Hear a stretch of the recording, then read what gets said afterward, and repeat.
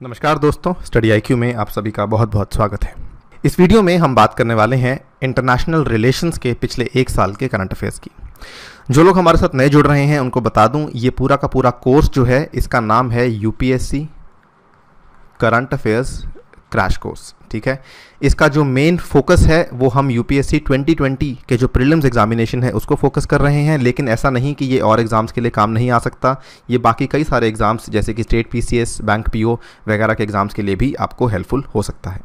Right, यहाँ पर हम काफ़ी सारे वीडियोस ऑलरेडी इसमें ला चुके हैं। इन सभी वीडियोस के लिंक्स अगर आपको चाहिए तो नीचे डिस्क्रिप्शन में प्लेलिस्ट का लिंक दिया हुआ है, जहाँ पर आप सभी वीडियोस की लिंक्स को देख सकते हैं। ठीक है, पुरानी सभी वीडियोस गवर्नमेंट स्कीम्स की, पॉलिटी की, इकोनॉमी की, एनवायरनमेंट की वीडियोस वहाँ पर ऑलरेडी अवेलेबल करवा दी गई हैं। अब हम अंतर्राष्ट्रीय संबंध से जुड़े हुए जो एक साल के करंट अफेयर्स हैं उनको यहाँ पे स्टार्ट करेंगे। ऑलराइट, मेरा नाम है अनिरुद्ध। इस लेक्चर की पीडीएफ को डाउनलोड कर सकते हैं मेरे टेलीग्राम चैनल से, जिसका नाम है अनिरुद्ध सर। ध्यान रखिएगा ये मेरी यूनिक आईडी है। ट्विटर पे भी आप मेरे साथ जुड़ सकते हैं। राइट, स्टडी आईक्यू ने अपनी ऐप को लॉन्च कर दिया है, गूगल प्ले स्टोर पर उपलब्ध है, और इस ऐप के ऊपर यूपीएससी पास्ट ईयर प्रीलिम्स के डिस्कशन का कोर्स मेरे ही द्वारा बनाया गया है, जिसमें मैंने पिछले 10 साल के पेपर्स को सब्जेक्ट वाइज सॉल्व किया है। आप वहाँ पर से जाके इसको बाय कर सकते हैं। आइए स्टार्ट करते हैं। सबसे पहले एक ब्रीफ सा डिस्क्रिप्शन, एक संक्षिप्त में आपको बता दूं कि मैं यहाँ पे कौन से विषय कवर करने वाला हूँ। हम यहाँ पर मेनली जो हमारे नेबरहुड कंट्रीज़ हैं, ठीक है, जो हमारे पड़ोसी देश हैं, उनके साथ जुड़े हुए जो विषय हैं उनको कवर करेंगे। स्पेशली वही वाले टॉपिक्स जो पिछले एक साल में न्यूज़ में रहे हैं। India China, India Nepal, India Sri Lanka, India Myanmar और इंडिया मालदीव्स। ठीक है, मेनली हमारा फोकस चाइना और नेपाल पे रहेगा। श्रीलंका, म्यांमार, मालदीव्स को लेके ज़्यादा बड़ी डेवलपमेंट्स या ज़्यादा बड़ी न्यूज़ नहीं आई, तो इसको लेकर हम बहुत ही ब्रीफली चर्चा यहाँ पे करेंगे। आइए स्टार्ट करते हैं एक सिंपल से सवाल के through. Which among the following is correct regarding India-China relationship? China is India's largest trading partner. China has trade surplus of more than $50 billion with India. पहला स्टेटमेंट यहाँ पे गलत है। चाइना भारत का लार्जेस्ट ट्रेडिंग पार्टनर नहीं है। China has trade surplus of more than $50 billion, ये बिल्कुल सही है। हमारा जो ट्रेड सरप्लस है, इनफैक्ट चाइना का ट्रेड सरप्लस है, भारत का ट्रेड डेफिसिट है। तो स्टेटमेंट को बहुत ही ध्यान से पढ़िए। China has trade surplus, statement अक्सर कैसे होता है, इंडिया हैज़ ट्रेड डेफिसिट, तो दोनों ही बातें सेम है। चाइना यानी कि ज़्यादा एक्सपोर्ट करता है भारत को as compare to import. China का जो ट्रेड सरप्लस है वो $50 बिलियन के आसपास है। ठीक है, इसका एग्जैक्ट नंबर $51.11 बिलियन है, जो कि लेटेस्ट फिगर्स हैं। ये स्टेटमेंट यहाँ पे सही है, हेंस ऑप्शन 2 यहाँ पे सही होगा, 1 यहाँ पे गलत है। ठीक है, इसी नोट पे स्टार्ट करते हैं इंडिया चाइना के रिलेशंस को समझना। सितंबर की न्यूज़ है, India to host 6th India China strategic economic dialogue. तो भारत में जो है, भारत इसको होस्ट करने वाला था और इसने भारत ने इसको होस्ट किया, जो कि 6ठा भारतीय चीन रणनीतिक आर्थिक डायलॉग। ठीक है, it is a bilateral dialogue platform between the planning bodies of India and China. Planning bodies में कौन कौन है? भारत में पहले प्लानिंग कमीशन थी, अब जो है नीति आयोग है, और चाइना की तरफ से यहाँ पर national development and reform commission NDRC। ठीक है, दोनों ही चीज़ें इंपॉर्टेंट है कि ये प्लानिंग बॉडीज़ के बीच में बायलेटरल डायलॉग है।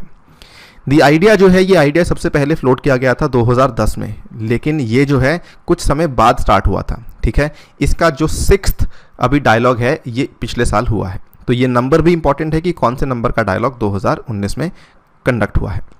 यहाँ पर इंपॉर्टेंट क्या है कि इंडिया और चाइना के आर्थिक संबंध जो है वो किस प्रकार है। सबसे पहले तो 1984 में भारत और चाइना ने एक ट्रेड एग्रीमेंट साइन किया था। ठीक है, और ये ट्रेड एग्रीमेंट WTO के अंतर्गत साइन किया गया था, और दोनों ही कंट्रीज़ ने एक दूसरे को मोस्ट फेवर्ड नेशन का स्टेटस दे रखा है, यानी कि हमारे ट्रेडिंग रिलेशंस काफ़ी ज़्यादा सही हैं। China is India's second largest trading partner. जो मैंने आपसे पहले सवाल पूछा था कि क्या चाइना भारत का लार्जेस्ट ट्रेडिंग पार्टनर है, वो गलत था। US भारत का लार्जेस्ट ट्रेडिंग पार्टनर है, चाइना भारत का सेकेंड लार्जेस्ट ट्रेडिंग पार्टनर है। Whereas India is within top 10 of China's trading partners. ठीक है, ये भी इंपॉर्टेंट टू नोट है। China is India second largest, India is China's, India जो है चाइना के टॉप 10 में आता है। इंडिया का जो ट्रेड डेफिसिट है वो $51.11 बिलियन का है विद चाइना। ठीक है, तो जैसा कि सवाल था, मोर देन $50 बिलियन, यहाँ पर 51.11 एग्जैक्ट नंबर है। कौन से प्रमुख चीज़ें हैं जो कि भारत इंपोर्ट करता है चाइना से, कौन सी प्रमुख चीज़ें हैं जो कि भारत एक्सपोर्ट करता है, ठीक है। क्या भारत आयात करता है, क्या भारत निर्यात करता है, ये दोनों ही यहाँ पर दी गई हैं। इंपोर्ट्स में इलेक्ट्रिकल मशीनरी है, पावर इक्विपमेंट है, फर्टिलाइजर्स हैं, और एक्सपोर्ट में resource based items such as iron ore and cotton, ठीक है। ये सवाल भी काफ़ी कॉमनली पूछा जा सकता है, ध्यान रखिएगा। Second important news India China को लेकर, देखिए हम न्यूज़ को बहुत ही ब्रीफली कवर करेंगे जितना प्रीलिम्स के लिए रिक्वायर्ड है, हम उसमें डेप्थ में नहीं जा रहे हैं, हम एनालिसिस में नहीं जा रहे हैं, ठीक है। सेकेंड इंपॉर्टेंट न्यूज़, भारत और चाइना की एक इनफॉर्मल समिट हुई थी। ये फोटो जो है काफ़ी वायरल हुई थी जब ये समिट हुई थी। ये समिट जो हुई थी मामल्लापुरम में हुई थी। मामल्लापुरम जिसका नया नाम या फिर दूसरा नाम कह सकते हैं महाबलीपुरम, ठीक है।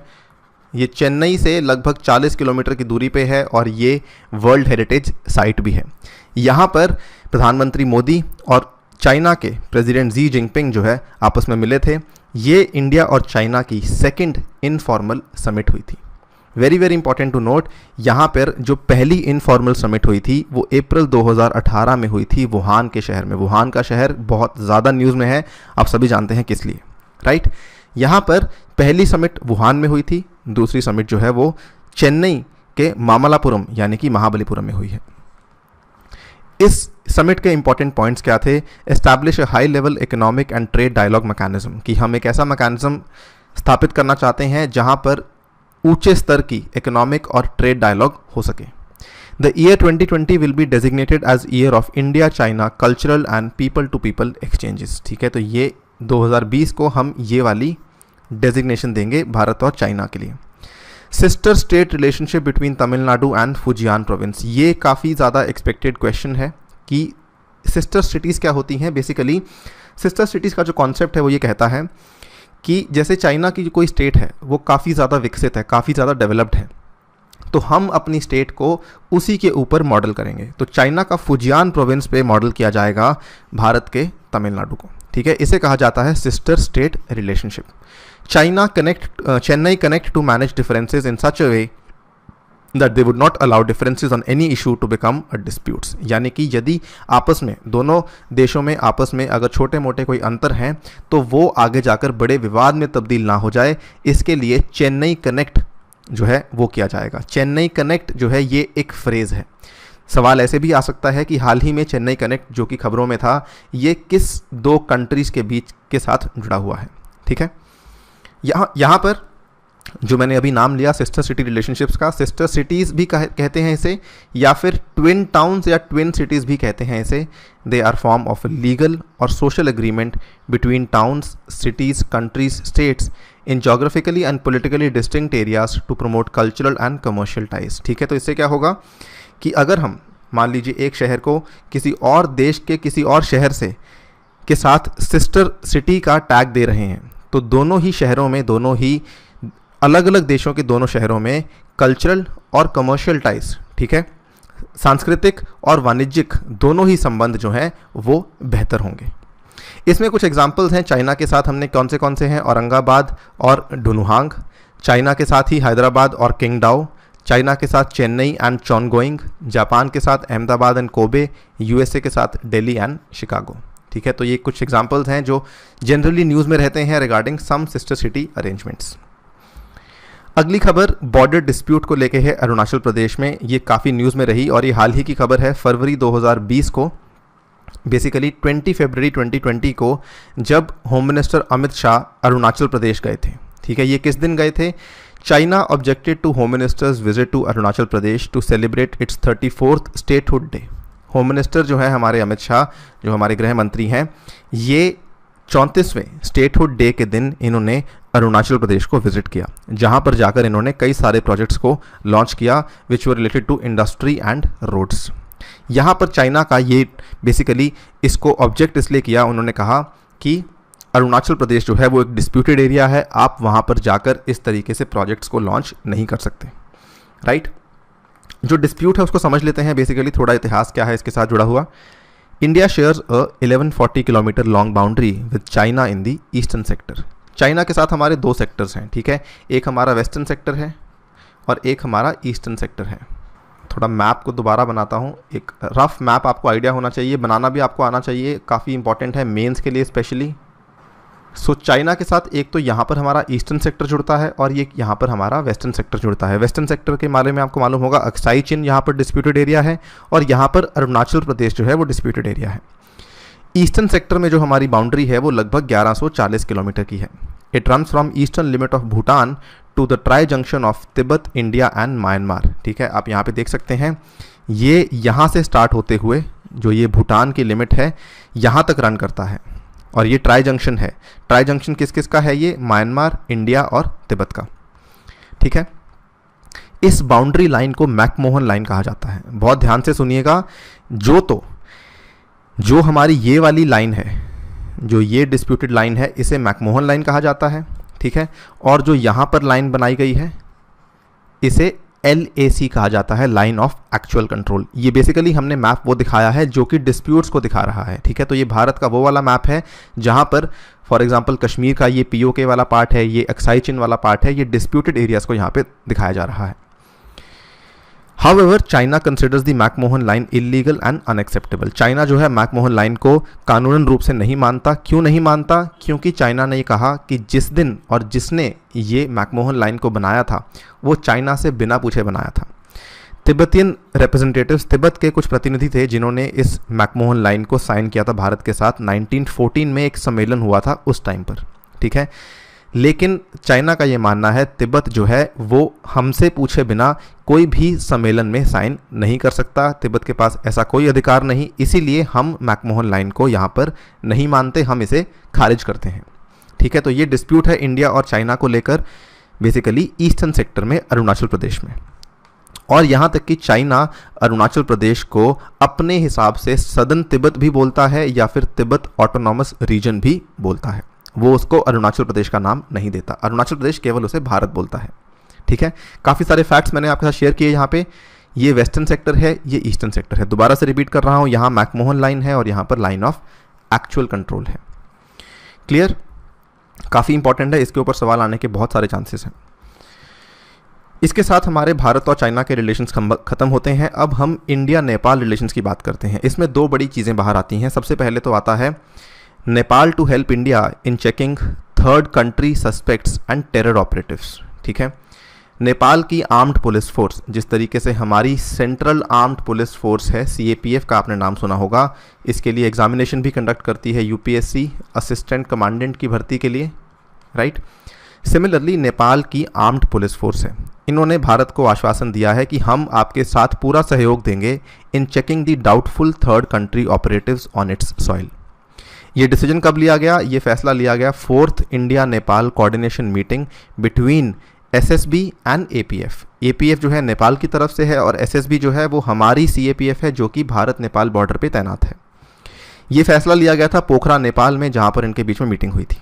ठीक है, यहाँ पर दोनों चीज़ों के बारे में आपको बता दूँ, थर्ड कंट्री ऑपरेटिव्स क्या होते हैं और SSB के बारे में कुछ ब्रीफ इन्फॉर्मेशन।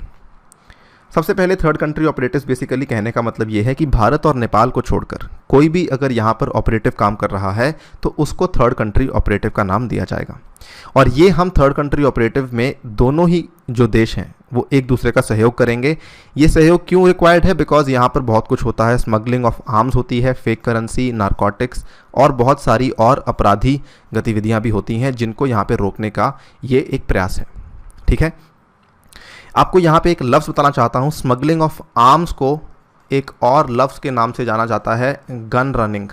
ये लफ्ज़ मैं इसलिए बता रहा हूँ क्योंकि हाल ही में एक पेपर में ये वाला वर्ड का इस्तेमाल हुआ था। सो ऐसे वर्ड भी इस्तेमाल हो सकते हैं। गन रनिंग जो है उसे स्मगलिंग ऑफ आर्म्स कहा जाता है।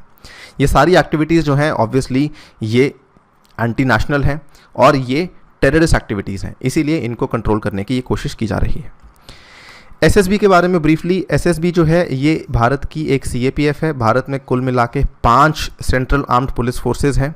ठीक है, CISF, CRPF, ITBP, SSB और BSF। ठीक है, ये सभी मिनिस्ट्री ऑफ होम अफेयर्स के अंडर आती हैं। SSB सबसे ज़्यादा यंग फोर्स है यहाँ पे, 1963 में बनाई गई थी। ये चाइनीज़ अग्रेशन जो 1962 में हुआ था उसके बाद बनाई गई थी, लेकिन एसएसबी का जो मेन काम है वो बेसिकली इंडिया, नेपाल और इंडो भूटान बॉर्डर्स पर तैनात है। ठीक है, across the states of Uttarakhand, UP, Bihar, West Bengal, Sikkim, Assam and Arunachal Pradesh. हाल ही में इसको एक लीड इंटेलिजेंस एजेंसी का भी जो है डेजिग्नेशन दे दिया गया है for these particular border areas. ठीक है, नेक्स्ट वेरी वेरी इंपॉर्टेंट, इसके ऊपर इस बार काफ़ी ज़्यादा एक्सपेक्टेड क्वेश्चन आ सकता है, मोतिहारी अमलेखगंज ऑयल पाइपलाइन। पहले आप इस मैप को देख लीजिए। मोतिहारी जो है बिहार में एक जगह है और अमलेखगंज जो है या अमलेखगंज जो है ये नेपाल की एक जगह है। हम सभी को मालूम है नेपाल जो है उसके पास कोई पोर्ट नहीं है, यानी कि उसके पास कोई बंदरगाह नहीं है जहाँ से वो ऑयल को इंपोर्ट कर सके। तो नेपाल को जो है बाकी देश ही यहाँ पे ऑयल पहुँचाते हैं। ये पाइपलाइन जो है स्थापित की गई है, ये 69 किलोमीटर लंबी पाइपलाइन है, पेट्रोलियम पाइपलाइन है from Motihari in Bihar to Amlekhganj in Nepal has been constructed by India. Bharat ने ही इसको बनाया है। इसके बारे में कुछ फैक्ट्स, ये पहली ट्रांसनेशनल पेट्रोलियम पाइपलाइन है फॉर इंडिया। पहली ऐसी पाइपलाइन है जो कि एक देश से दूसरे देश में जा रही है भारत के लिए। पहली south Asian oil pipeline corridor है, ठीक है, और पहली ऑयल पाइपलाइन है नेपाल की। तीनों ही फैक्ट्स अपने आप में यूनिक हैं और डिस्टिंक्ट हैं, तीनों ही विशेष हैं। It will ensure smooth, cost effective and environment friendly supply of petroleum products to Nepal. ठीक है, the Motihari Amlekhganj oil pipeline was first propose in 96। Proposal बहुत पहले लिया गया था, लेकिन ये जो फाइनली एग्जीक्यूशन इसकी स्टार्ट हुई थी वो 2015 में स्टार्ट हुई थी। अब जाकर ये 10 सितंबर 2019 को इनॉग्रेट की गई। ठीक है, ये इसका मैप है, 69 किलोमीटर इसकी लेंथ है और यहाँ पर इस तरीके से ये मोतिहारी और अमलेखगंज में कनेक्ट करती है। ठीक है, तो इसके फ़ायदे काफ़ी सारे हैं। हमारी जो संबंध है नेपाल के साथ और बेहतर होंगे। यही नहीं, साउथ एशिया में जैसे जैसे हमारे संबंध हमारे पड़ोसी देशों के साथ बेहतर हो रहे हैं तो हमारी इमेज भी और बेहतर होती है। सो ये हमारी केवल पर्सनल ग्रोथ के लिए इंपॉर्टेंट नहीं कंट्री की, ये हमारी रीजनल ग्रोथ के लिए भी काफ़ी ज़्यादा काम आ सकती है। करेक्ट। नेक्स्ट एक छोटी सी न्यूज़ है यहाँ पर, India Nepal recently inaugurated second ICP. ठीक है, इंटीग्रेटेड चेक पोस्ट क्या होता है, ये जो सेकंड आईसीपी अभी इनॉग्रेट की गई है जोगबानी बीरतनगर। जोगबानी इंडिया में है, बिहार में, और बीरतनगर नेपाल में है। जो पहला आईसीपी था भारत और नेपाल के बीच में वो रक्सौल बिहार में था। आईसीपीस बेसिकली क्या होते हैं, आईसीपीस ऐसे चेक पोस्ट होते हैं जहाँ पर फॉर एग्जांपल मान लीजिए आपको नेपाल में जाना है या फिर मान लीजिए आपको कोई व्यापार करना है नेपाल के साथ, तो जो भी आप गुड्स भेजते हैं, जो भी आप व्हीकल भेजते हैं, जो भी आप इंडिविजुअल भेजते हैं, इन सभी मूवमेंट्स के लिए आईसीपीस तैयार की गई हैं। ठीक है, आईसीपीस भारत की केवल उन्हीं देशों के साथ हैं, ये लैंड पे होती हैं, केवल उन्हीं देशों के साथ हैं जिनके साथ हमारे रिलेशनशिप्स अच्छे हैं। ठीक है, तो आईसीपीस जो हैं ये काफ़ी लिमिटेड हैं। इसको छोड़ दें, अटारी इन पाकिस्तान, अटारी इन पंजाब। ठीक है, ये जो वाघा बॉर्डर कहते हैं उसे, वाघा अटारी बॉर्डर जो है, वाघा पाकिस्तान की तरफ है, अटारी पंजाब में है, अमृतसर के पास, ये पाकिस्तान के साथ है। यहाँ पर काफ़ी कम ट्रेड होती है, स्पेशली जब से हमारे रिलेशनशिप्स पाकिस्तान के साथ ख़राब हैं। एक टाइम था जब हमारे रिलेशनशिप पाकिस्तान के साथ ठीक थे, तब जाके ये आईसीपी तैयार की गई थी। आईसीपी बेसिकली एक लैंड बॉर्डर की चेक पोस्ट होती है। आप इसको ऐसे समझ सकते हैं, फॉर एग्जांपल जैसे आप फ्लाइट में जाते हैं, तो जब आप फ्लाइट में जाते हैं तो एयरपोर्ट पे काफ़ी चेकिंग होती है, जिसे हम कस्टम्स की चेकिंग बोल देते हैं अक्सर, राइट। तो ये जो कस्टम्स की चेकिंग अगर लैंड बॉर्डर पे होती है तो उसे एक तरीके से आईसीपी कहा जाता है। ऑलराइट, इसके लिए आईसीपीस बनाने के लिए land border authority of India है। जिस प्रकार एयरपोर्ट अथॉरिटी ऑफ इंडिया है, वैसे ही land border authority of India भी है। ठीक है, आईसीपीस कहाँ कहाँ पे हैं, पाकिस्तान के साथ अटारी में है, बांग्लादेश के साथ पेट्रापोल वेस्ट बंगाल में है, बांग्लादेश के साथ अखौरा त्रिपुरा में भी है, नेपाल के साथ 2 हैं, पहली रक्सौल में और एक जोगबानी में जो अभी बनी है, और म्यांमार के साथ मोरे इन मणिपुर। ठीक है, ये काफ़ी ज़्यादा इंपॉर्टेंट फैक्ट्स हैं, ये भी आपको मालूम होने चाहिए। नेक्स्ट अब बात करते हैं श्रीलंका की। छोटी सी न्यूज़ है, बेसिकली जो श्रीलंका के प्राइम मिनिस्टर हैं महिंदा राजपक्सा, ये न्यू दिल्ली आए थे, फरवरी 7 की न्यूज़ है ये। ठीक है, और यहाँ पर ज़्यादा इंपॉर्टेंट आपके लिए जानना क्या है, जो एग्रीमेंट्स, जो समझौते यहाँ पे हुए वो इतने रेलेवेंट नहीं। इंपॉर्टेंट है यहाँ पर जानना कि भारत और श्रीलंका के संबंधों में कौन सी चीज़ें न्यूज़ में रहती हैं। एक तो ट्रिंकोमली पोर्ट है, इस फिगर में देख सकते हैं, श्रीलंका का मैप है ये। ट्रिंकोमली का जो पोर्ट है वो यहाँ पर है। इंडिया ने MOU साइन किया है ट्रिंकोमली पोर्ट को डेवलप करने के लिए, and oil tank farms and LNG terminals in Kerawalapitiya near Colombo. Joint India-Japan agreement to develop the East Container Terminal at Colombo Harbour and offer to operate the Matala Airport in Sri Lanka. ठीक है, India is Sri Lanka's largest trading partner globally, while Sri Lanka is India's second largest trading partner in the SAARC. काफ़ी सारे important facts ये दोनों आपको मालूम होने चाहिए कि स्टेटस क्या है, और ट्रिंकोमली पोर्ट, मटाला एयरपोर्ट, ये सब कहाँ पर है ये आपको यहाँ पर ज्ञात होना चाहिए। Next, ado atoll is in news and present in which of the following ocean. ठीक है, ये हाल ही में न्यूज़ में था। ये कौन सी ओशन में लोकेटेड है? Pacific, Atlantic, Indian, Arctic. इसका जवाब हम अभी देंगे आपको। ये मालदीव्स के साथ बेसिकली इंडिया मालदीव्स ने 5 MOUs साइन किए हैं for establishing ado tourism zone. ठीक है, अडू जो है ये मालदीव्स का एक अटॉल है। मालदीव्स यानी कि इंडियन ओशन इसका सही जवाब होगा। ठीक है, देखिए अटॉल्स क्या होते हैं? अटॉल्स एक तरह के कोरल रीफ्स होते हैं। कोरल रीफ्स आपने पढ़े होंगे ज्योग्राफी में। कोरल रीफ्स बेसिकली 3 तरह के होते हैं।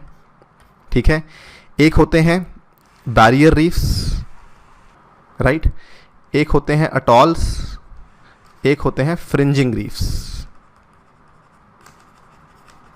ये 3 तरह के रीफ्स होते हैं, जिसमें अटॉल जो है इसके एग्जाम्पल्स लक्षद्वीप भारत में है और ये एक अटॉल है। सिमिलरली मालदीव्स जो है ये भी एक अटॉल है, यानी कि कंप्लीटली कोरल रीफ है ये। ठीक है, अटॉल कैसा होता है?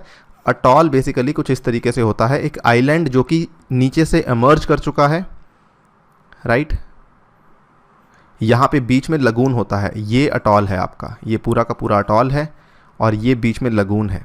ठीक है, तो अडू अटॉल जो है इसे सीनू अटॉल के नाम से भी जाना जाता है। ये सदर्न मोस्ट अटॉल है मालदीव्स का, सबसे नीचे सबसे ज़्यादा दक्षिणी अटॉल है मालदीव्स का। अडू अटॉल काफ़ी फेमस है। अडू अटॉल माले जो कि कंट्री का कैपिटल है उसके भी 550 किलोमीटर नीचे स्थित है। ये उसका दृश्य है अडू अटॉल का। ये फेमस है तारों के लिए। तारों यहाँ पर एक तरीके की आप बेसिकली वेजिटेशन कह सकते हैं जो कि अडू में काफ़ी फेमस है। एक ट्रॉपिकल प्लांट है जिसे रूट वेजिटेबल भी कहा जाता है, which are unique to Addu atoll. This atoll has some of the earliest known settlements recorded in the country. ठीक है, अटॉल के बारे में ऑलरेडी मैंने आपको बता दिया कि ये एक ring shaped coral reef that surrounds the body of water called a lagoon. ठीक है, तो आप दोनों व्यूज़ देख सकते हैं इसके। एक तो ये है, ये जो है बेसिकली साइड व्यू है, और अगर टॉप व्यू देखना है, टॉप व्यू कुछ इस तरीके से होता है। ये बीच में लगून है, ये साइड में आपका अटॉल है, राइट, ये आपका बीच में लगून है, साइड में अटॉल है। Next and last, free movement regime is seen in news is between India and which of the following countries. FMR का जो रेजीम है ये भारत किस और कंट्री के साथ फॉलो करता है? बांग्लादेश, नेपाल, भूटान, म्यांमार। सही जवाब है म्यांमार। ठीक है, म्यांमार के साथ बेसिकली हाल ही में एक विजिट हुई थी। म्यांमार के president visit mark bye signing off 10 agreements. ये फरवरी 28 की विजिट है। अगेन विजिट उतनी इंपॉर्टेंट नहीं है क्योंकि कई सारे यहाँ पे MOU साइन हुए, लेकिन इंपॉर्टेंट है फ्री मूवमेंट रिजीम का जानना। फ्री मूवमेंट रिजीम बेसिकली क्या है? भारत और म्यांमार में फ्रेंडली रिलेशनशिप है, राइट। तो यहाँ पर जो कई सारे ट्राइबल लोग हैं, कई सारे जो जनजातियां हैं वो रहते म्यांमार में हैं, लेकिन उनके जो कल्चरल रिलेशंस हैं वो इंडिया के साथ हैं, एंड वाइस वर्सा। कुछ ट्राइबल लोग रहते इंडिया में हैं लेकिन उनके कल्चरल और इकोनॉमिक रिलेशंस जो हैं वो म्यांमार के साथ हैं। इस चीज़ को आसान करने के लिए भारत ने म्यांमार के साथ फ्री मूवमेंट रिजीम का समझौता साइन किया हुआ है। In order to facilitate free movement of the tribal people along the border of India and Myanmar, the mechanism of free movement regime was introduced. FMR allows the tribals living along the border to travel 16 kilometre across the boundary without visa restrictions. आपको visa के बगैर basically वहाँ पर easily आप travel कर सकते हैं 16 kilometre. अगर मान लीजिए ये बाउंड्री है, 16 किलोमीटर इस तरफ, 16 किलोमीटर इस तरफ आप ट्रैवल कर सकते हैं। वहाँ के ट्राइबल लोग, वहाँ पे उनके पास बने हुए हैं, FMR पासेस बने हुए हैं, और आपको कोई वीज़ा की यहाँ पे रिक्वायरमेंट नहीं है। तो ये बेसिकली उन लोगों के लिए हैं जिनके इकोनॉमिक एक्टिविटीज़ बॉर्डर के उस पार होते हैं या फिर जिनके कल्चरल कॉन्टैक्ट्स बॉर्डर के उस पार हैं। ठीक है, यहाँ पर काफ़ी अच्छा सिस्टम बनाया हुआ है भारत ने म्यांमार के साथ। राइट, इसी नोट पे वीडियो को समाप्त करता हूँ। इसके साथ हमारे पड़ोसी देशों के साथ जो संबंध हैं वो मैंने यहाँ पे कवर कर लिए हैं। अगली वीडियो में हम एक्सटेंडेड नेबरहुड को कवर करेंगे। ऑलराइट, तब तक के लिए thank you for listening to me and stay tuned.